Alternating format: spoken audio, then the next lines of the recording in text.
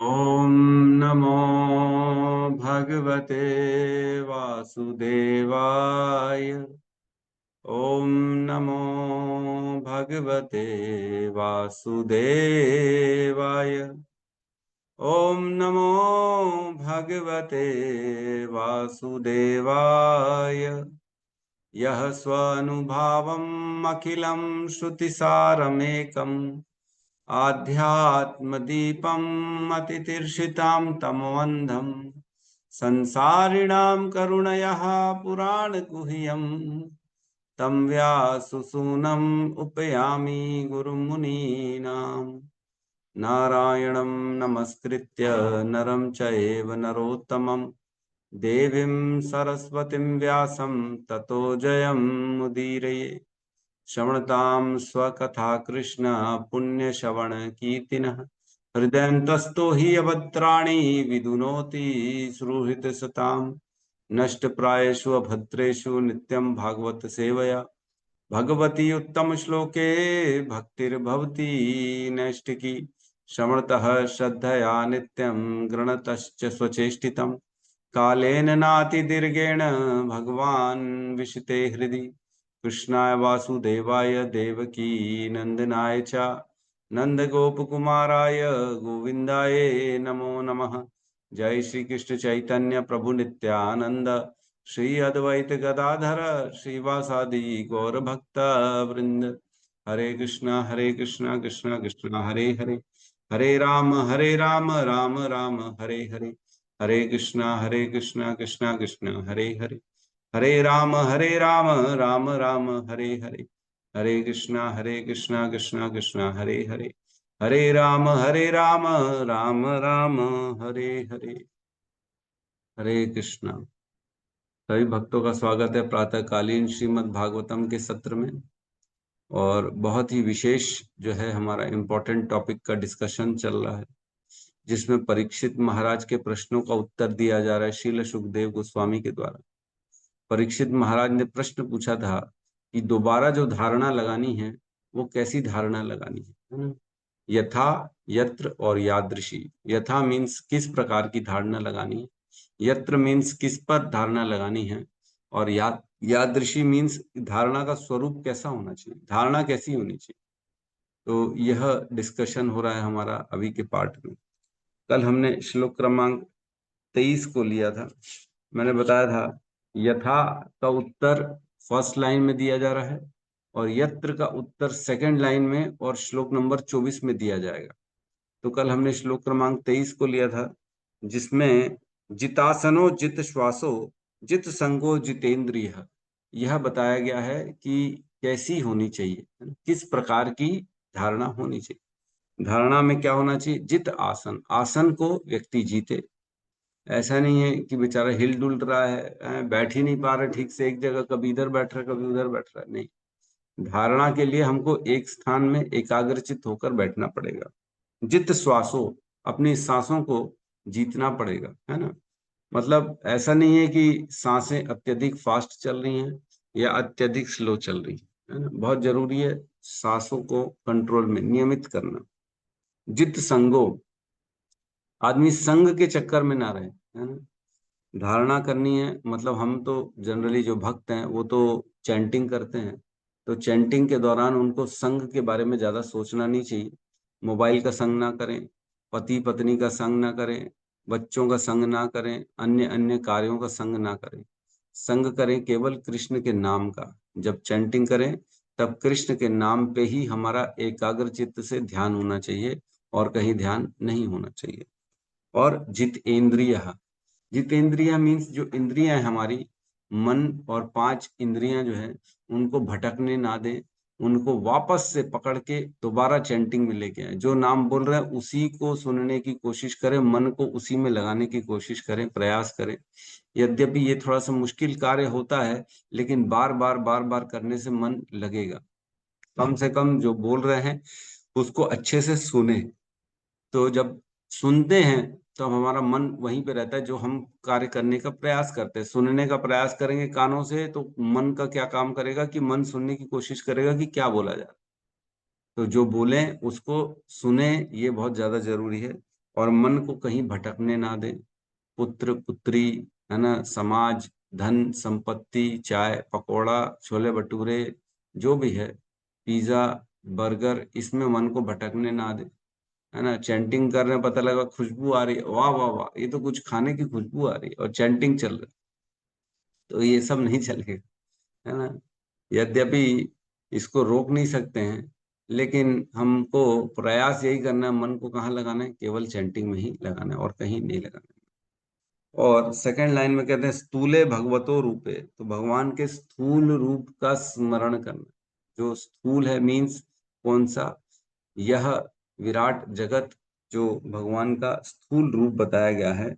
मनः संधारयत धिया, मन को सम्यक रूप से उसी में लगाना चाहिए।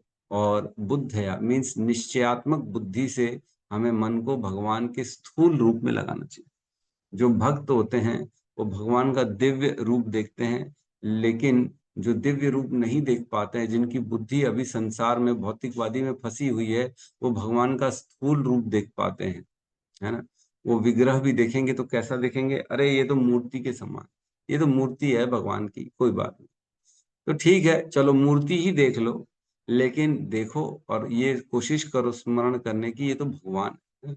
या फिर ये संसार को, विराट रूप संसार को देखो, अन्य अन्य भौतिक वस्तुओं को देखो और उनका कनेक्शन भगवान से देखने की कोशिश करो। ये बताया गया इस स्थूले भगवतो रूपे, है ना। मेरे ख्याल से इसमें किसी को भी कोई जो है डाउट नहीं होगा, है ना। हमने कल बहुत चर्चा करी थी राग और द्वेष को लेके, है ना। जित इंद्रिया, राग और द्वेष जब तक रहेगा, मन हमारा एक मतलब एकाग्रचित नहीं हो पाए। जितना लोगों से राग करेंगे, जितना द्वेष करेंगे, मन भटकता रहे। तो मन का जो है चंचलता, मन का मल है चंचलता। मन का एक ही दोष है, वो चंचल है, कहीं एक स्थान पे रहता नहीं, बच्चे के समान है, जिद्दी बच्चे के समान। लेकिन मन को कंट्रोल करना ही हमारा कार्य है, बहुत ज्यादा जरूरी है। जिसका मन कंट्रोल्ड में है, वह मन उसका सर्वश्रेष्ठ मित्र है। जिसका मन अनकंट्रोल्ड है, उसका मन उसका सबसे बड़ा दुश्मन। दुश्मन क्या करेगा, गिरा देगा, हमारा ध्वस्त कर देगा हमको। तो दुश्मन को क्या करना है, हमारे को जीतना है। और वो कैसे जीतेंगे, अभ्यास से और वैराग्य से।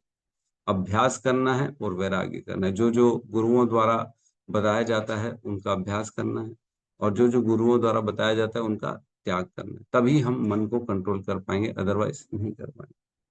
तो आज हम 24 नंबर श्लोक में प्रवेश करेंगे, जिसमें वही यत्र का बताया गया है। यत्र मतलब धारणा किस पे लगानी है। जो फर्स्ट लाइन में हमने पिछले श्लोक में पढ़ा, यथा भगवतो, यथा स्थूले, स्थूले भगवतो रूपे, जो भगवान का स्थूल रूप है उसमें मन को लगाना है। उसी के कंटिन्यूशन में यहाँ पे बताया जा रहा है 24 नंबर श्लोक में कि मन को कहाँ लगाना है। 2.1.1 कहाँ से पहुंचे,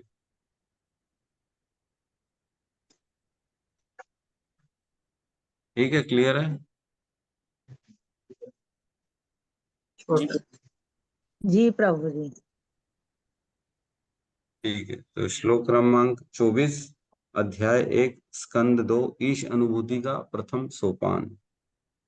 विशेषस्तस्य देहोऽयम्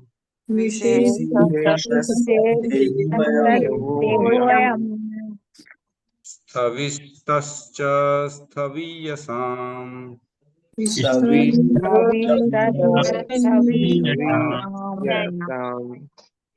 यत्रेदं व्यज्यते विश्वम्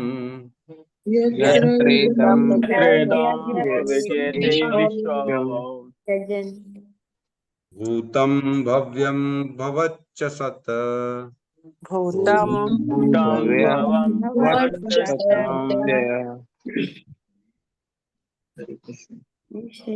विशेषः तस्य देहेयम्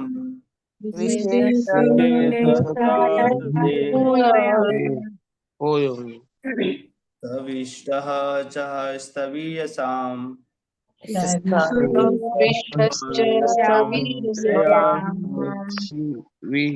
त्रयिदं व्यज्यते विश्वम् यत्रेदं व्यज्यते विश्वम् विश्वम् भूतं भव्यं भवत् च सतः भूतं भूतं वचं भवति विशेषः तस्य देहोऽयम् देहोऽयम् स्थाविष्ठश्च स्थवीयशाम्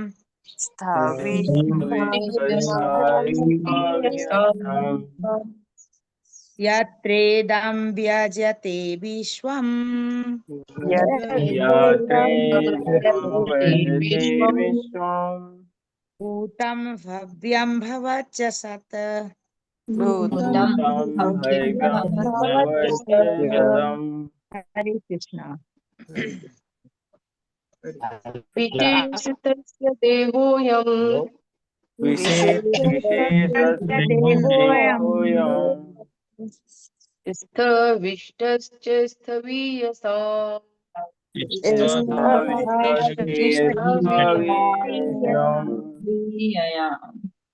यत्रेदं व्यजते विश्वम्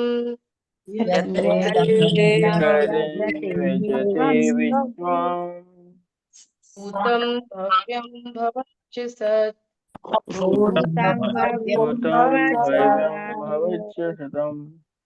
अनुवाद ये कौन से चल रहे 2.1.24 विशेष अनुवाद।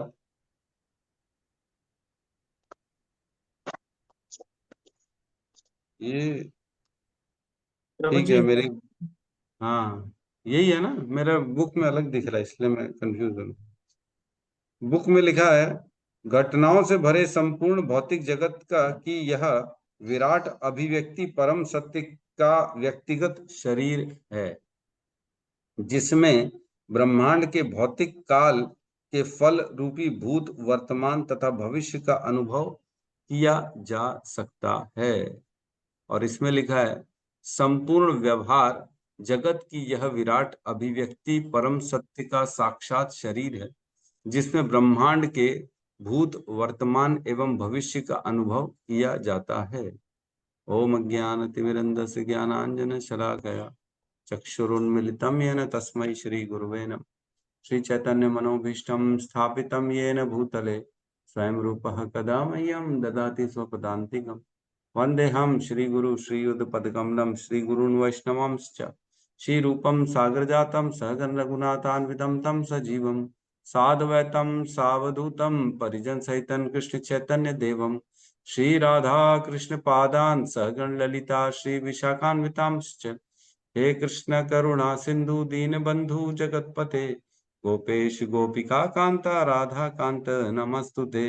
तप्त कंचन गौरांगी राधे वृंदावनेश्वरी वृषभानु सुते देवी प्रणमामि हरिप्रिय। वाञ्छाकल्पतरोभश्च कृपा सिन्धुभ्य एव च पतितानां पावनेभ्यो वैष्णवेभ्यो नमो नमः। नमो विष्णुपादाय कृष्णपृष्ठाय भूतले श्रीमते भक्तिवेदांत स्वामीति नामिने। नमस्ते सारस्वती देवे गौरवाणी प्रचारिणे निर्विशेष शून्यवादी पाश्चात्य देश तारिणे। जय श्री कृष्ण चैतन्य प्रभु नित्यानंद श्री अद्वैत गदाधर श्रीवासादि गौर भक्त वृंद। हरे कृष्णा कृष्णा कृष्णा हरे हरे, हरे राम राम राम हरे हरे। हरे कृष्णा। तो ये श्लोक में बताया जा रहा है कि घटनाओं से भरे संपूर्ण भौतिक जगत की यह विराट अभिव्यक्ति परम सत्य का व्यक्तिगत शरीर है, जिसमें ब्रह्मांड के भौतिक काल के फल रूपी भूत वर्तमान तथा भविष्य का अनुभव किया जाता है। तो यहाँ इसमें पहले आसान शब्दों में बता रहा हूँ कि इसका अनुवाद क्या है, क्या बताना चाह रहे हैं। हो सकता है इसको पढ़ने से कुछ समझ में नहीं आ रहा होगा, सब ऊपर ऊपर से जा रहा होगा, लेकिन इसका अर्थ ये है कि यह जो ब्रह्मांड रूपी संसार है, जिसमें 14 लोक हैं, जिसमें पृथ्वी है, अन्य अन्य लोक हैं, है ना। पृथ्वी के ऊपर 6 लोक हैं, पृथ्वी के नीचे 7 लोक है ना। पृथ्वी के ऊपर है पितृलोक, स्वर्गलोक, महरलोक, जनलोक, तपलोक और ब्रह्मलोक। और पृथ्वी के नीचे है तल, वितल, तलातल, रसातल, महातल, पाताल। नहीं, तल, वितल, सूतल, तल, वितल, सूतल, तलातल, रसातल, महातल, पाताल। ये 7 लोग नीचे हैं और 6 लोग ऊपर हैं, बीच में पृथ्वी है। इन सभी 14 लोगों में जो है जीवन है और सभी अपने अपने कार्य करते हैं। अलग अलग सुविधाएं हैं, अलग अलग स्थितियां हैं सभी लोगों में। हर हर लोक में जीव है वहां पे, है ना। तो कह रहे हैं जो ये पूरा ब्रह्मांड है, ये जो भगवान का, इस पूरे ब्रह्मांड को कहा जाता है कि ये भगवान का शरीर है। जैसे पाताल है, वह कहा जाता है भगवान की पैरों के तलवे हैं, और जो ब्रह्म लोक है वो भगवान का मस्तक है। हम पूरे डिटेल में आगे चर्चा करेंगे कौन सा लोक क्या कहलाता है ना। तो कुल मिला के ये पूरा, जैसे पृथ्वी है वो भगवान का उदर कहलाता है, पेट कहलाता है पृथ्वी। तो इस प्रकार सारे लोग जो है भगवान के पूरे शरीर के अंतर्गत आते हैं, ये माना जाता है।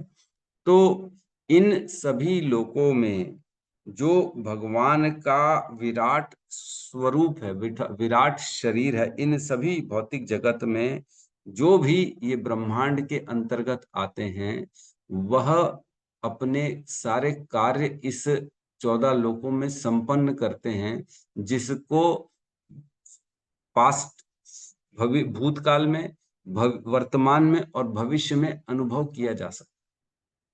जो भी हम कार्य और कारण जो भी होता है, जैसे कोई हमने सपोज करो किसी को गाली बक दी, या किसी को किसी से चोरी, किसी ने चोरी कर दी, है ना, हमारा पैसा चोरी कर दिया, आज चोरी किया, लेकिन भविष्य में क्या होगा, उस चोर को पकड़ा जाएगा और उसको दंड दिया जाएगा।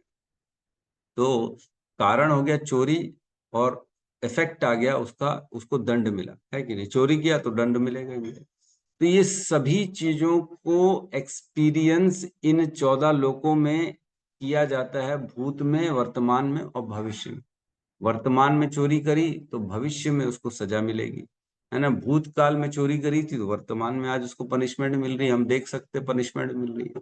तो इस प्रकार से सभी कार्यों का जो है एक्सपीरियंस, जो है एक्सपीरियंस मीन्स हिंदी में क्या बोलते हैं हम, अनम्यूट नहीं होगा, मैं तो लॉक कर दिया हूँ, ठीक है। एक्सपीरियंस करता है सभी कार्य कारण, कॉज एंड इफेक्ट को व्यक्ति एक्सपीरियंस करता है भूत, वर्तमान और भविष्य में। अनुभव, यस, अनुभव करता है। तो जीव इस भौतिक संसार में रहते रहते सभी चीजों को अनुभव करता है। अनुभव, ये शब्द बड़ा छोटा सा है, लेकिन इसकी गहराई बहुत अत्यधिक है। अनुभव करता है। ज्ञान होगा तभी अनुभव करेगा, अज्ञान होगा तो अनुभव नहीं कर पाएगा। जब पढ़ेगा तभी समझ में आएगा कि ये विराट रूप तो भगवान का शरीर है, ये भगवान का शरीर है जिसमें सभी लोक, 14 के 14 लोक उनमें समाहित है। ठीक है, तो हम इस श्लोक में प्रवेश करते हैं, इस श्लोक पे चर्चा करते हैं। बहुत मतलब थोड़ा अच्छे से समझेंगे तो ये श्लोक समझ में आ जाएगा। थोड़ा सा टिपिकल है, थोड़ा सा मुश्किल है, लेकिन आसान शब्दों में हम कोशिश करेंगे समझाने की।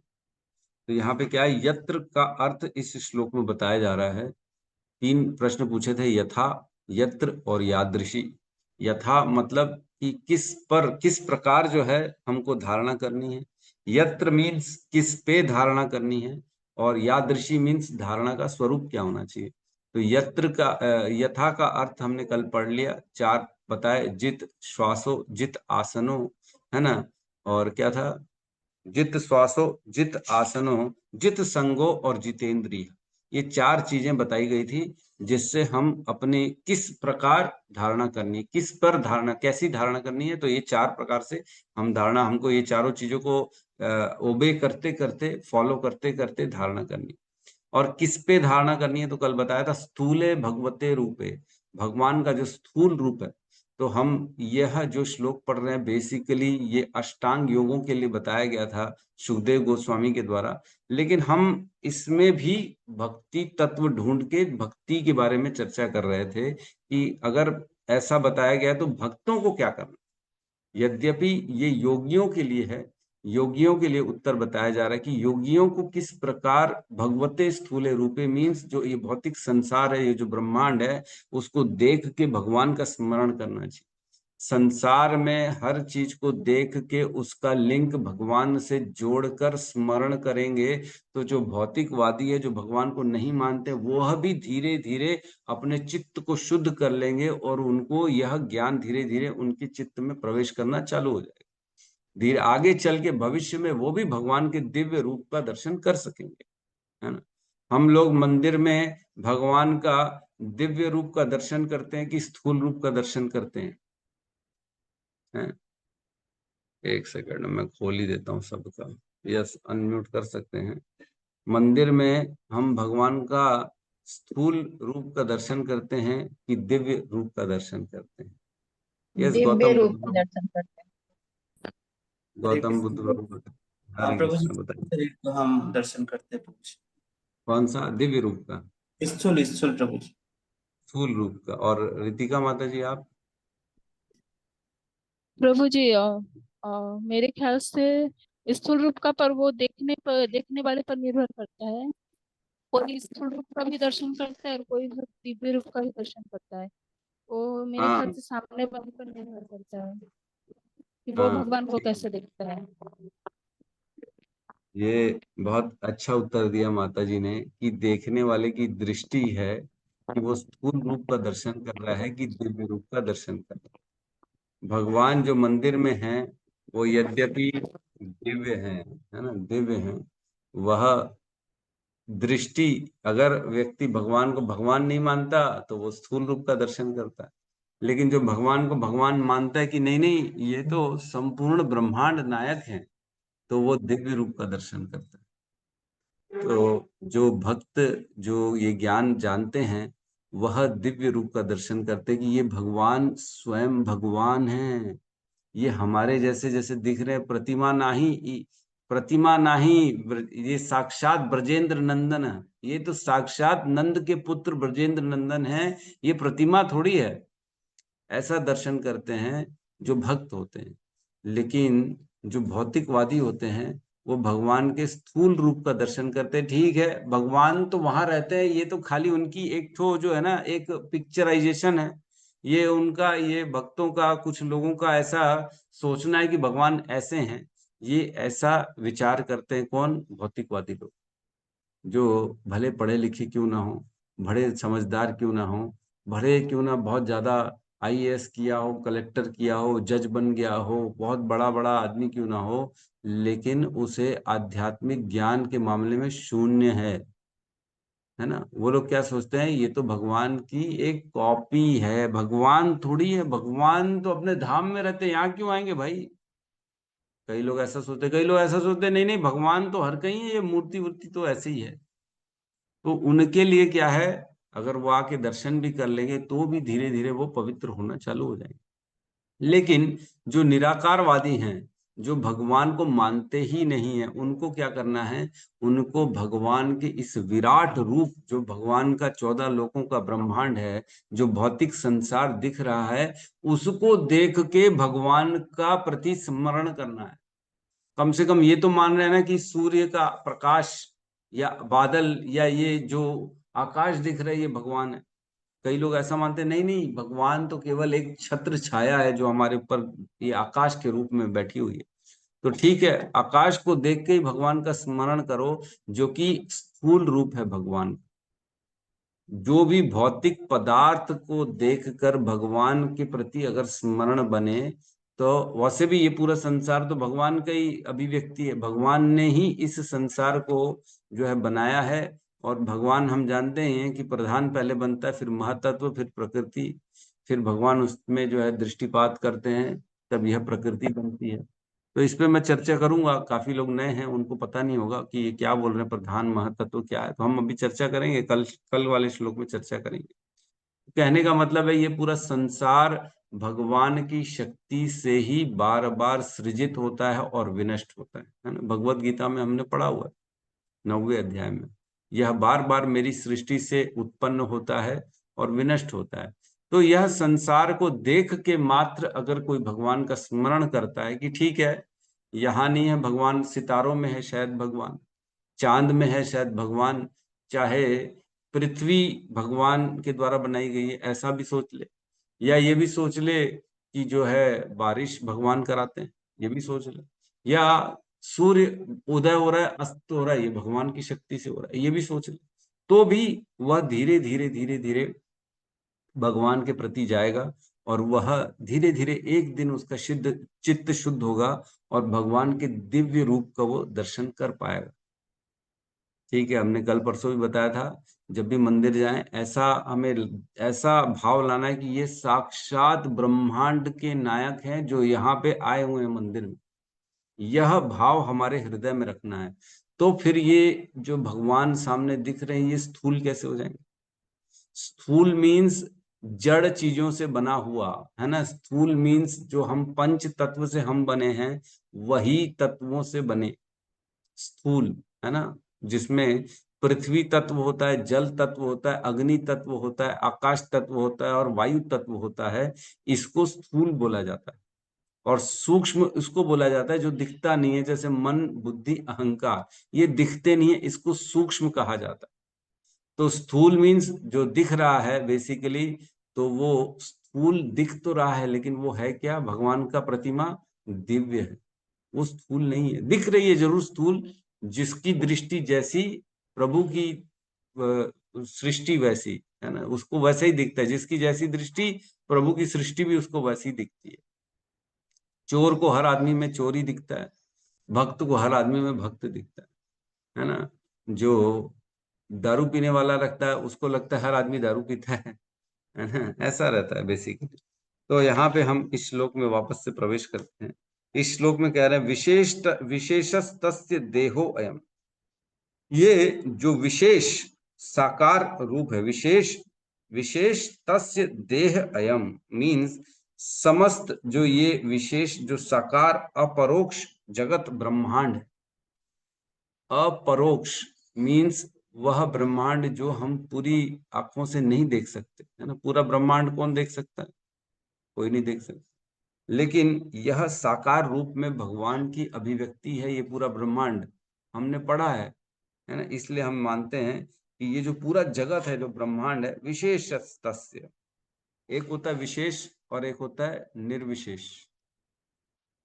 विशेष का अर्थ हो गया जो प्राकृतिक है, जो दृष्टिगोचर है, जिसको हम अपनी इंद्रियों से जो है ग्रहण कर सकते हैं, प्राकृतिक दृष्टिगोचर विशेष। और एक होता है निर्विशेष, जिसको हम अपनी इंद्रियों से नहीं ग्रहण कर सकते, इंद्रियों से ग्रहण नहीं कर सकते है ना।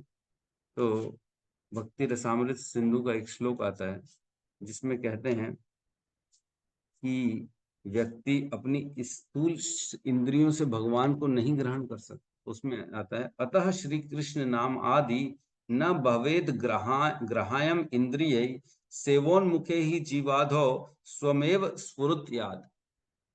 इसमें कहते हैं कि कुंठित इंद्रियों के कारण कृष्ण के तत्व को नहीं समझा जा सकता। हमारी इंद्रियां जब कुंठित हो जाती, जड़ हो जाती हैं, समाज का जो खाना खाकर, उनकी बातें सुनकर, समाज के पिक्चर, ये सब फालतू की चीजें, भौतिकवादी रहकर धीरे धीरे धीरे धीरे हमारी इंद्रियां जो होती है ना वो जड़ हो जाती हैं। वो भगवान के बारे में ग्रहण करने में उनकी योग्यता खत्म हो जाती है। लेकिन जैसे हम सेवोन्मुखे ही जीव आदो, सेवा जैसे जैसे हम भगवान की करते हैं, जीवहा से, आंखों से, हाथों से, नाक से, कान से, जैसे जैसे भगवान का दर्शन करेंगे, स्मरण करेंगे, उनके भगवत गीता भागवतम पठन पाठन और उनके रूप गुण लीला का श्रवण करेंगे, कीर्तन का श्रवण करेंगे, तो धीरे धीरे हमारी इंद्रियां जो होती है ना वो सूक्ष्म बन जाती हैं और वो भगवान के ज्ञान को ग्रहण करने में जो है कैपेबल बन जाती है, वो जो है योग्य बन जाती हैं कि अब भगवान के बारे में वो समझ सकती है। लेकिन उसके लिए क्या करना पड़ेगा, भगवान के ही सेवा करनी पड़ेगी, भगवान का प्रसाद पाना पड़ेगा। तो धीरे धीरे चित्त शुद्ध होगा, फिर हमारी बुद्धि शुद्ध होगी, फिर बुद्धि ग्रास्प करने में तैयार हो पाएगी, वो फिर इजीली समझ में आएगा उसको। जैसे एक चाय का कप है, अगर पूरा कप में चाय भरी हुई है, उसमें हम और अगर शरबत डालेंगे तो जाएगा क्या? नहीं जाएगा, उसमें तो चाय भरी हुई है प्रभु। डब्बे में पूरा डब्बा पैक है बिस्किट से, तो उसमें और कुछ डालेंगे कि ठीक है अब एक दो जो है ना इसमें जो है ड्राई फ्रूट भी डाल देता हूँ तो चला जाएगा क्या? नहीं जाएगा, पहले उसमें कुछ जगह खाली करनी पड़ेगी तब तो जाएगा। वैसे ही जो हमारी इंद्रियां, हमारी बुद्धि कुंठित हो जाती है, इसको खाली करना पड़ता है भगवान के नाम से। जब ये खाली होती तब उसमें भगवान का नाम और ज्ञान ग्रहण कर पाते हैं।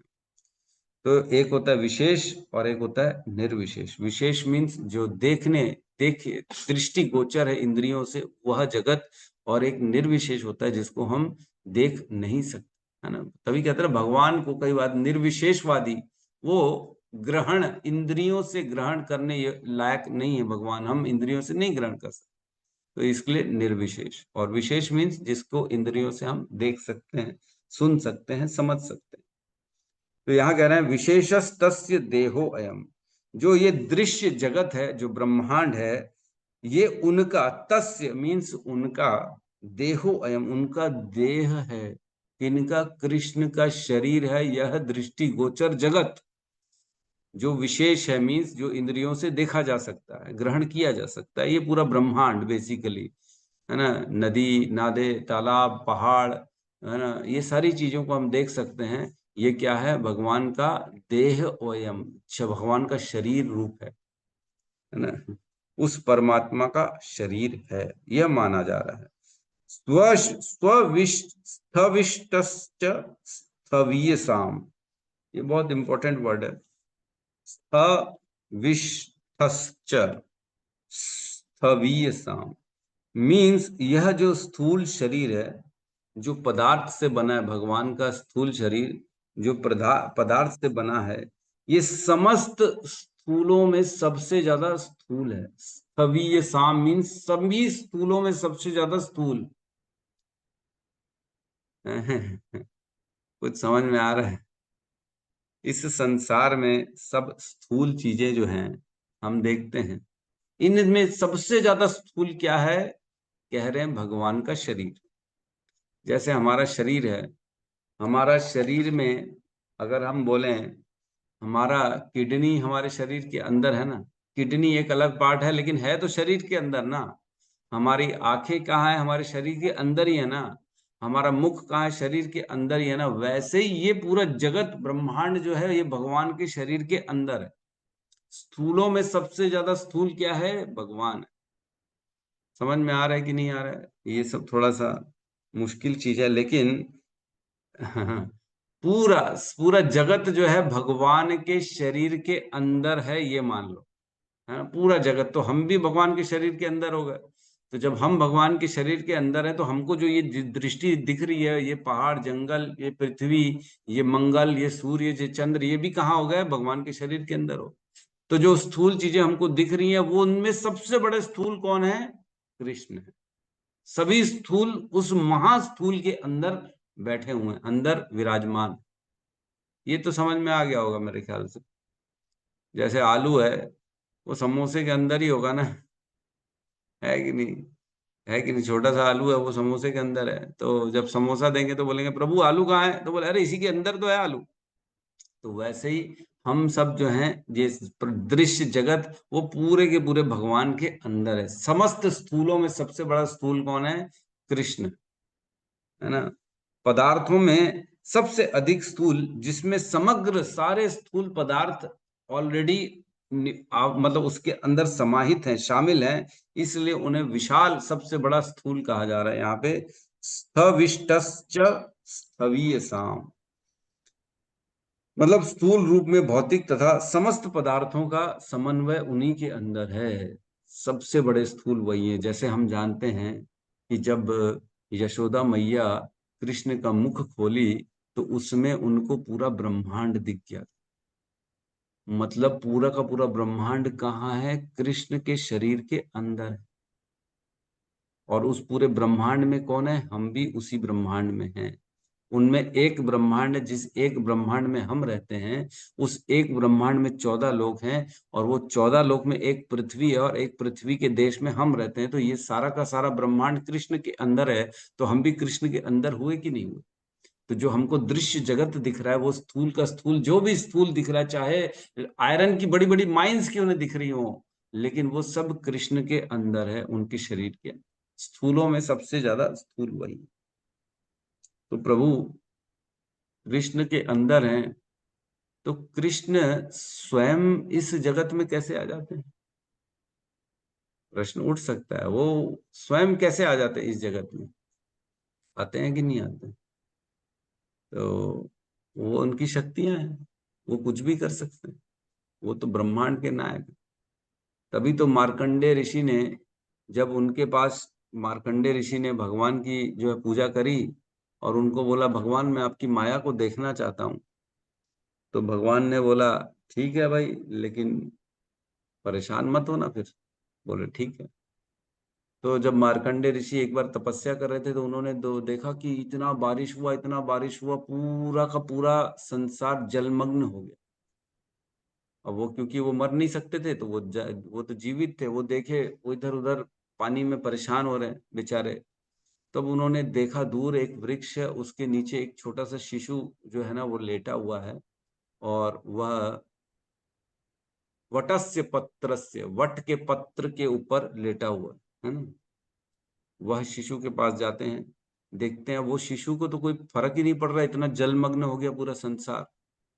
तब वो देख के हैरान हो जाते हैं मार्कंडे ऋषि की, ये क्या हो रहा है, मैं क्या देख रहा हूँ, पूरा संसार जलमग्न हो गया, लेकिन ये वट के वृक्ष के नीचे ये छोटा सा शिशु ये क्या कर रहा है, छोटा बालक, एकदम छोटा। तो वह बालक जैसे ही सांस लेता है, वह पूरा पानी उनके उदर में चला जाता है, पूरा संसार का जल उनके उदर में, उनके मुख के थ्रू चला जाता है, और स्वयं मार्कंडे ऋषि भी चले जाते हैं उनके मुख के अंदर, वो छोटे से शिशु के अंदर। तो जैसे ही अंदर चले जाते हैं, तब फिर देखते पूरा चारों तरफ पानी पानी पानी पानी पानी। फिर देखते दूर में एक छोटा सा वृक्ष दिख रहा है, और उसके नीचे वही शिशु दिख रहा है।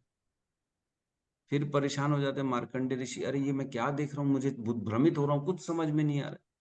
अभी तो शिशु देखा था, उसके उदर में तो मैं प्रवेश कर गया था, फिर से वही शिशु इधर दिख रहा है। फिर देखते हैं, तो वो शिशु देखता है, और फिर जब शिशु सांस लेता है, तो वो पूरा जल फिर से उनके उदर में चले जाता है, और फिर मार्कंडे ऋषि उनके उदर में फिर चले जाते हैं। वो परेशान हो जाते हैं, मार्कंडे ऋषि हो क्या रहा है, हो क्या रहा है। फिर देखते हैं, तो वही बालक दिखता है अंदर जल में, वहां पे पेड़ के नीचे।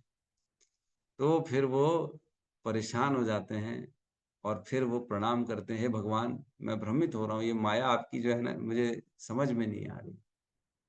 तो माता जी ने लिखा है, श्लोक आता है, करारविंदे पदारविंदम मुखारविंदे विनिवेशयन्तम वटस्य पत्रस्य पुटे शयानम बालम मुकुंदम मनसा स्मरामि।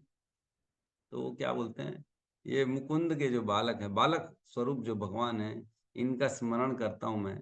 ये क्या है, करार विंदे न मुखार विंदम, वो अपने हाथ पैर के अंगूठे को पकड़ के अपने मुख में डाले रहते हैं। विनिवेशयंतम, वह अपने ही पैर के अंगूठे को अपने मुख में डाला हुआ है वह शिशु, उसको देख रहा हूं, है ना।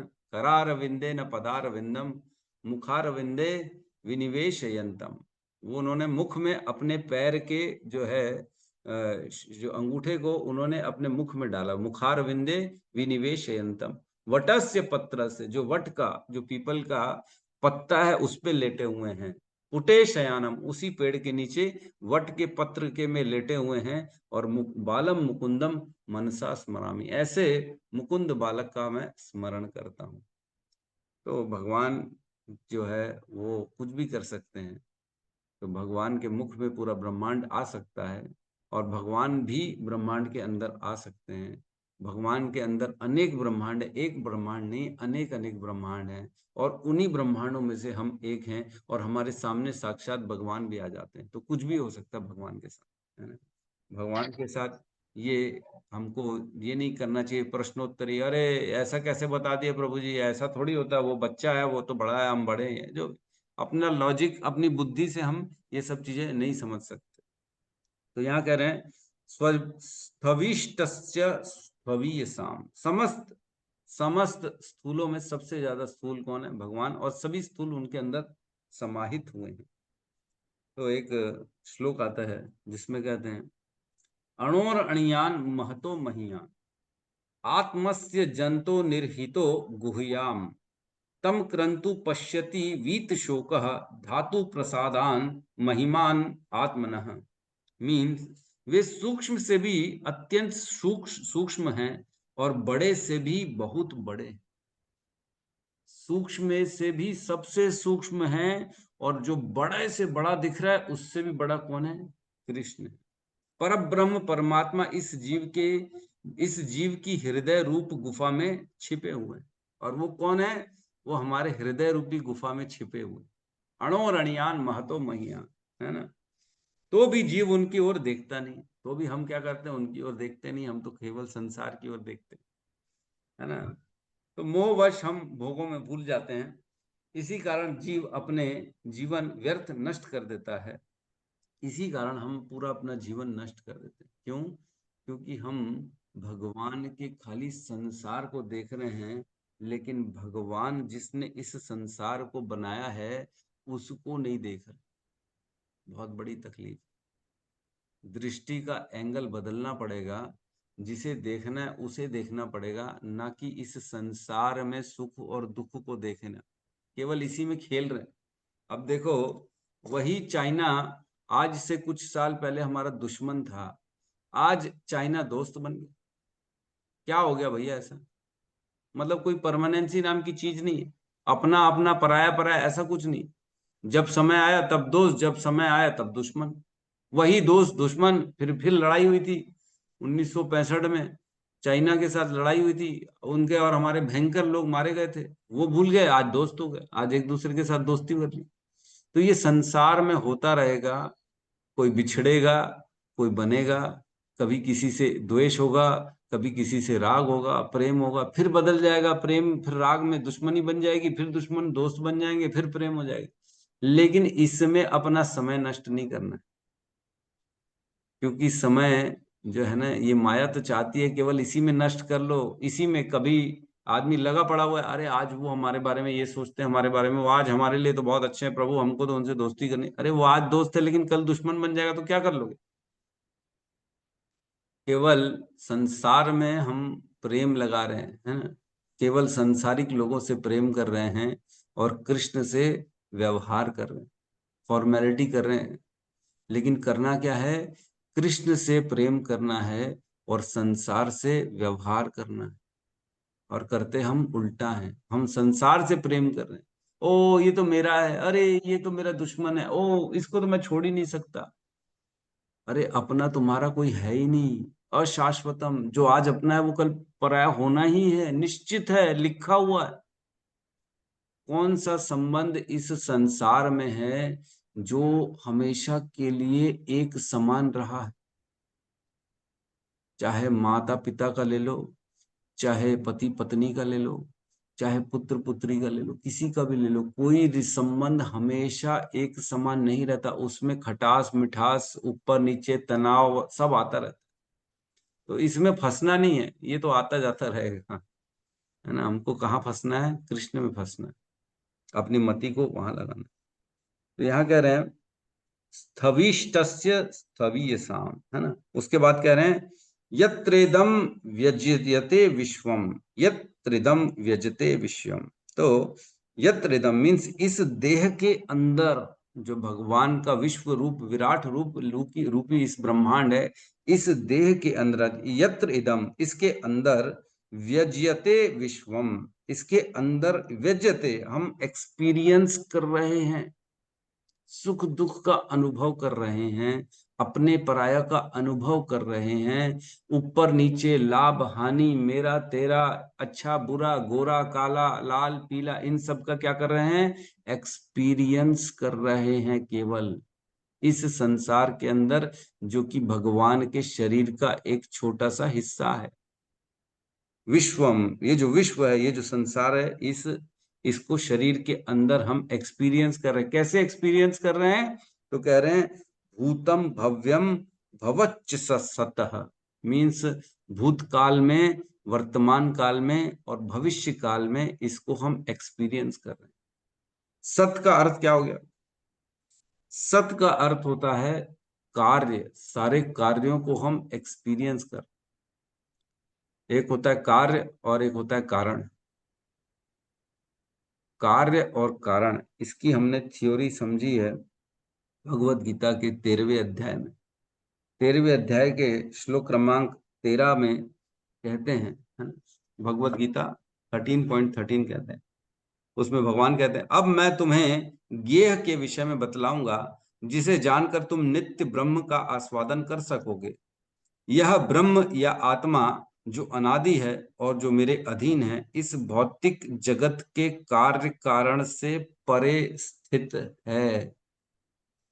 यह जो भौतिक जगत है, यह कार्य कारणों का खेल चल रहा है। यहाँ पे हर चीज एक कार्य है और इसके पीछे का कारण है, फिर जो कारण था उसके पीछे का भी कारण है, फिर जो कारण था उसके पीछे भी का भी कारण। मतलब एक कॉज एंड इफेक्ट थ्योरी चल रही है हमारे संसार में।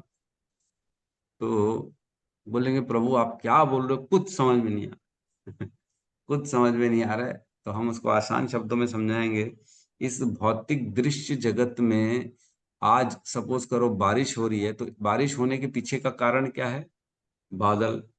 ठीक है, बादल, सपोज करो बादल के कारण बारिश हो रही, तो बादल अगर हम किसी का जो है इफेक्ट मान ले, तो उसका कॉज क्या हो जाएगा? बादल के पीछे का क्या कारण है? तो समंदर कारण है। समंदर से पूरा पानी एवोपोरेट होके बादल बन जाता है। तो अगर समंदर को हम किसी का कार्य मान लेंगे, तो उसके पीछे का कारण क्या है? समंदर के बनने का क्या कारण है? तो फिर चले जाएंगे, फिर तो भगवान का अभिव्यक्ति है, ये तो भगवान में आ जाएंगे। मतलब हर चीज कार्य कारण के पीछे पीछे पीछे पीछे पीछे जाएंगे तो हम कहाँ तक पहुंच जाएंगे? कृष्ण तक पहुंच जाएंगे। तो ये जो संसार है, ये कार्य कारण की बेसिकली अभिव्यक्ति चल रही है। कुछ किया, उसका रिजल्ट देखा, है ना। माता पिता ने शादी करी एक दिन, तो आज उनका परिवार आ गया। तो परिवार का कारण क्या है?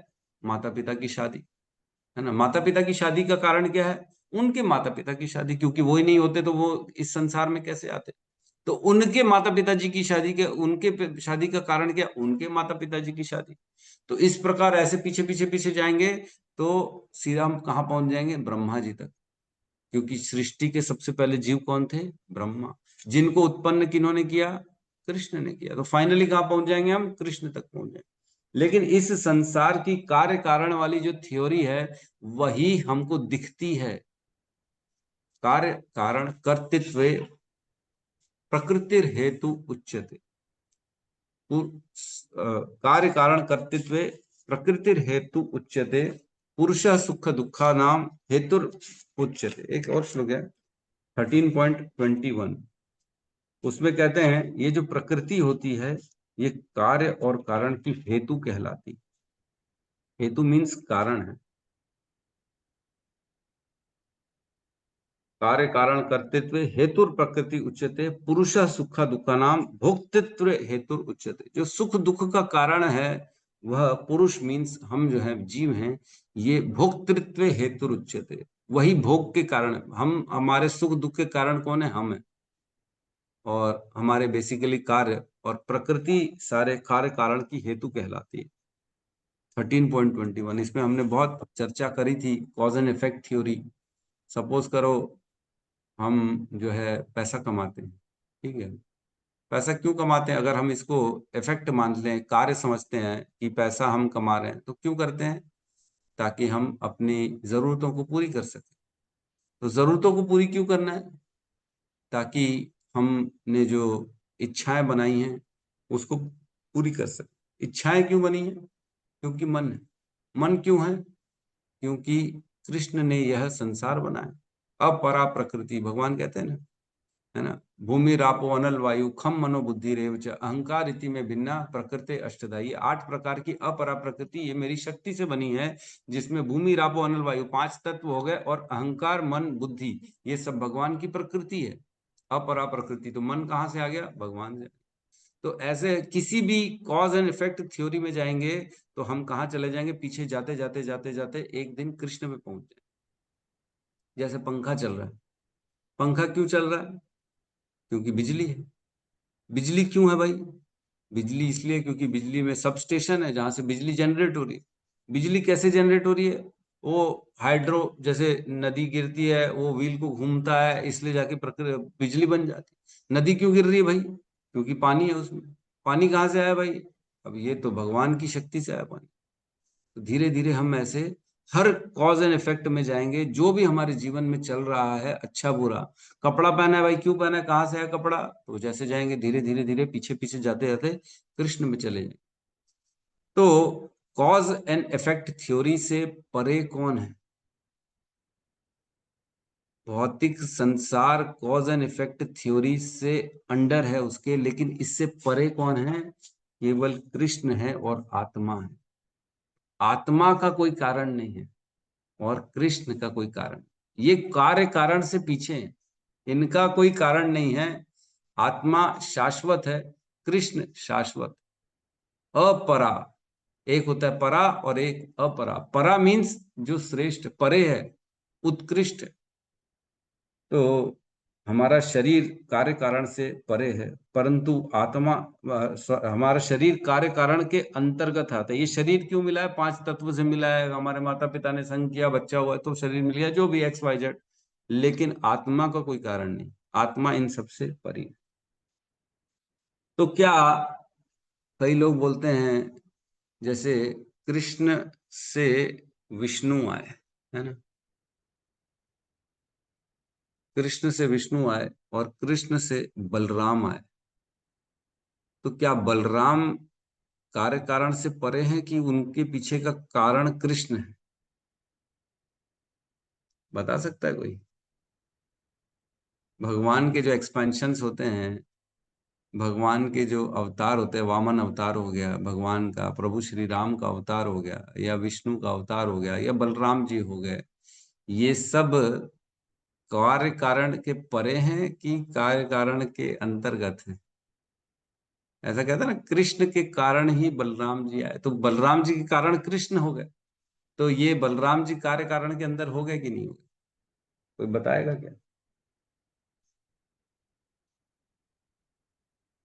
बहुत ज्यादा कंफ्यूजन चल रहा है क्या? अनम्यूट कर सकते हैं, मैंने ओपन कर दिया है। यस गौतम बुद्ध प्रभु, कोई तो आया जी सामने। कृष्ण प्रभु जी। हाँ प्रभु जी, मेरे मतलब जहां तक समझ में आया वो परे हैं प्रभु जी, क्योंकि भगवान जब भी आते, जैसे भगवान ने अपने सब चीज नाम में समाहित कर दिए हैं, वैसे ही अपने जो अलग अलग अवतार होते हैं उसमें सारी मतलब शक्तियां उन्होंने डाल देती हैं।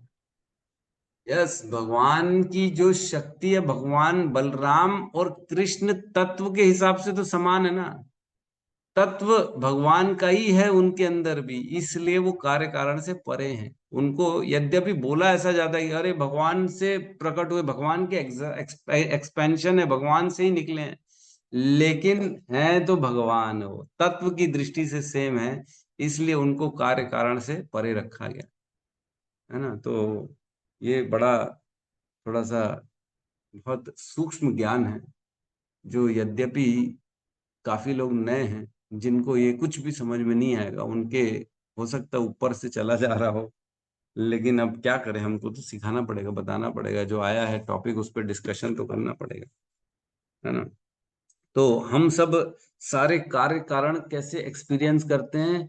भूत में, वर्तमान और भविष्य, और ये तीनों चीजें कहाँ घटित हो रही हैं? इस ब्रह्मांड के अंदर। ब्रह्मांड के अंदर भूत, वर्तमान और भविष्य, इसी में हम चल रहे हैं, है ना।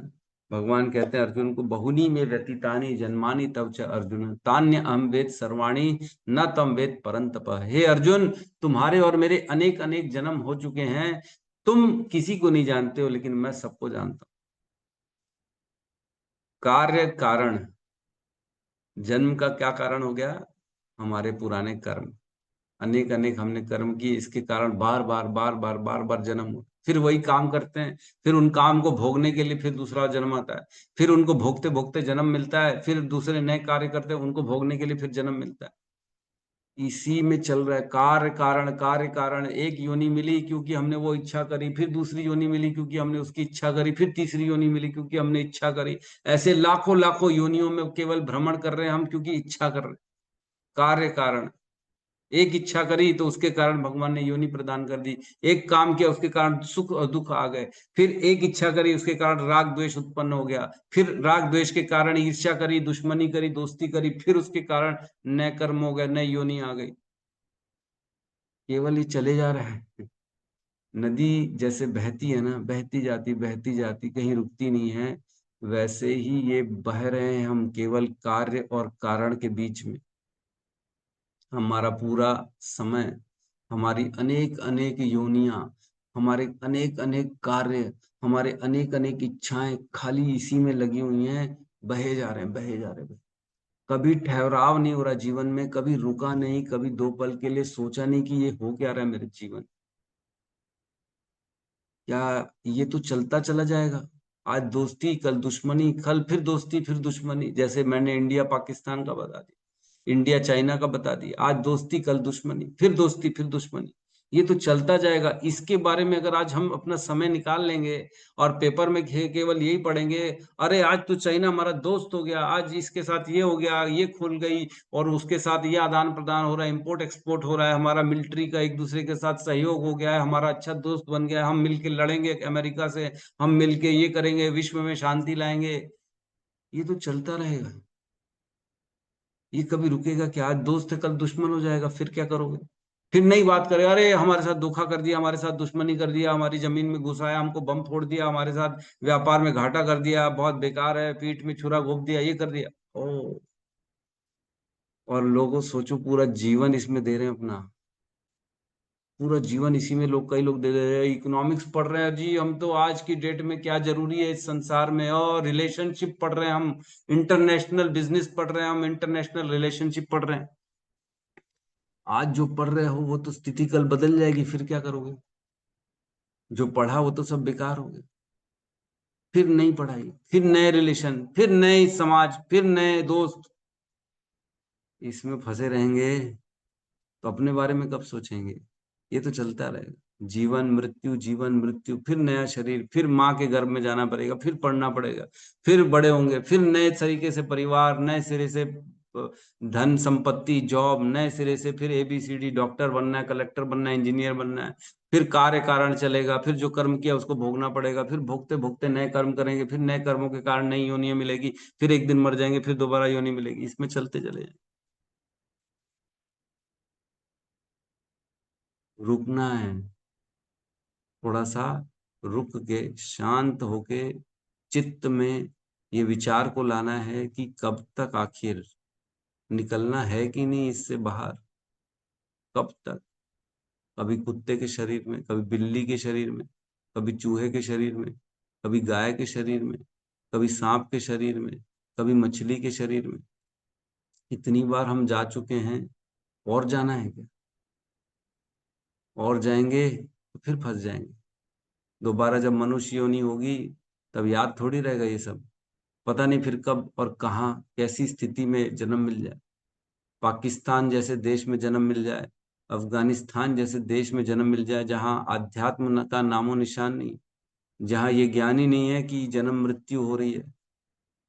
वहां तो केवल बचपन से भोग सिखाया जाता है, केवल यही सिखाया जाता है, बकरा काटो, खाओ पियो मजे करो, यही सिखाया जाता है। तो जो सिखाया जाएगा बचपन से वही तो सीखेगा व्यक्ति। लेकिन जो सौभाग्यशाली है, भगवान उसी को केवल ये ज्ञान देते हैं कि निकल सको तो निकल लो बेटा, ये यहाँ की कुंजी है, कुंजी बोलते हैं ना जो, की, ये की है, ये रास्ता दिखा दिया मैंने, निकल जाओ यहाँ से। नहीं निकले तो अनेक जन्मों तक फिर यहीं फंसे रह जाओ।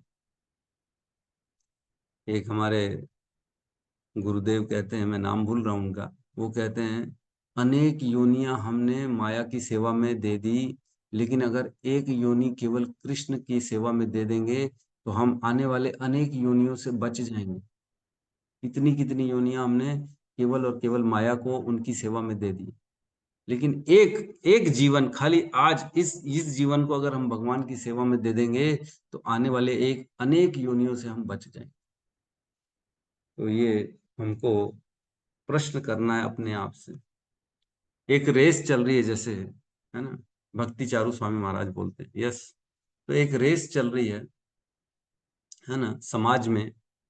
सपोज करो 10 लोगों की रेस है ना, उसमें 10 के 10 जो होते हैं ना, वो चाहते हैं कि मैं भी फर्स्ट आऊं, मैं इससे पीछे रहूं, कम से कम मैं 4 लोगों के तो आगे हूं ना जी, मैं सबसे पीछे तो नहीं हूं, कम से कम 4 लोगों के आगे हूं। मेरे आगे 2 लोग हैं, मेरे पीछे 8 लोग हैं या 7 लोग हैं, जो भी है। तो एक रेस चल रही है हर व्यक्ति की समाज में, सबसे। मेरे पास अच्छा मोबाइल रहे, मेरे पास अच्छे कपड़े रहे, मैं अच्छा दिखूं, मेरे पास गाड़ी रहे, मेरे पास बंगला रहे, मेरे पास पैसे रहे, या मैं सुंदर दिखूं, या मेरे पास मेरे अच्छे गोल्ड की ज्वेलरी रहे, या मेरे पास अच्छे लोग रहे, मेरे दोस्त अच्छे हैं, मेरी पार्टी अच्छी होती है। यही संसार में रेस चल रहा है। एक दूसरे को दिखा रहे हैं कि मेरे पास ज्यादा, मेरे पास ज्यादा, मेरे पास ज्यादा। जब तक हम इस रेस में रहेंगे ना, इसका हिस्सा बन के रहेंगे। हमको भी ये सब करना पड़ेगा जब तक हम इन्हीं के बीच में रहेंगे। लेकिन जैसे ही व्यक्ति अपने आप को रेस से बाहर कर देता है ना, तब उसको कोई फर्क नहीं पड़ता कौन फर्स्ट आ रहा है कौन लास्ट आ रहा है। वो खुद को उससे बाहर कर लेता है, तब उसका मन और चित्त शांत हो जाता है। जब हम इन रेस से, भौतिकवादी रेसों से बाहर हो जाएंगे ना, तब फिर हम इसमें नहीं रहेंगे कि मेरे पास भी अच्छा मोबाइल रहे, मेरे पास भी अच्छी गाड़ी रहे, मेरे पास भी अच्छी साड़ी रहे, मेरे पास भी अच्छा घर रहे। नहीं नहीं, अब तो मैं बाहर हूँ जी, अब आप जानो। कोई दिखा भी रहा है आपको अच्छा मोबाइल, अरे जी मैंने ये खरीद लिया, अरे ठीक है भाई, आप बड़े आदमी, आप खरीदोगे, हमको कोई फर्क ही नहीं पड़ेगा अगर हम उस रेस से अपने आप को बाहर कर देंगे। नहीं तो राग और द्वेष पूरे जीवन भर चलता रहेगा। मैं भी आ गया हूँ, मेरे पास भी कुछ तो हो, मैं भी तो दिखा सकूं। समाज में जाएंगे 10 लोगों के बीच में, तो हमको भी रहेगा, मैं दिखाऊं ना, देखो मैंने अच्छे वस्त्र ब्रांडेड पहने, मेरे पास घड़ी है, मेरे पास ये है, मेरे पास। तो अपने आप को इस रेस से बाहर निकालो, ये बहुत ज्यादा जरूरी। समाज की, भौतिकवादी की, दिखावे की, ये जो एक दूसरे को नीचा दिखाना है, अपने आप को ऊंचा दिखाना है, इस रेस में से हमको बाहर निकलना पड़ेगा। तभी हमारा चित्त शांत हो पाएगा, तभी हम राग और द्वेष से परे हो पाएंगे। ये अच्छा, ये बुरा, ये मेरा, ये पराया, वो तभी रहेगा जब रेस में रहेगा। तो रेस से बाहर निकलना अत्यधिक आवश्यक है। तो इस श्लोक में बेसिकली बताया क्या गया है, इस श्लोक में बताया गया है कि भगवान का जो विराट रूप की धारणा केवल चित्त शुद्ध करने के लिए है। अतः चित्त शुद्ध होने के पश्चात व्यक्ति भगवान का व्यक्तिगत धारणा इजी से कर सकता है। जब जब ये संसार को देखे, जो जो धारणा करना है जिनको, उनको उसको भगवान से रिलेशन देखना पड़ेगा, तभी उनका चित्त शुद्ध हो पाएगा। ठीक है, तो यहाँ पे हम क्लास को क्लोज करते हैं। किसी का प्रश्न है तो ले सकते हैं। हरे कृष्णा हरे कृष्णा कृष्णा कृष्णा हरे हरे हरे राम राम राम समस्त भक्त वृंद की जय। जय जगत गुरु शील प्रभुपाद की जय। निताई गौर प्रेमानंदे हरि हरि हरि हरि बोल। थैंक यू प्रभु जी। हरे हरे कृष्णा। कृष्णा। हरे कृष्ण। दंडवत प्रणाम। हरे कृष्ण। हरे